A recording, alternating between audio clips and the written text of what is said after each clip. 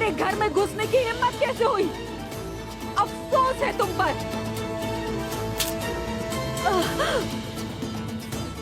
अपनी तलवार हटा लो आयगुल, मैं तुम्हारा खून नहीं बहाना चाहती।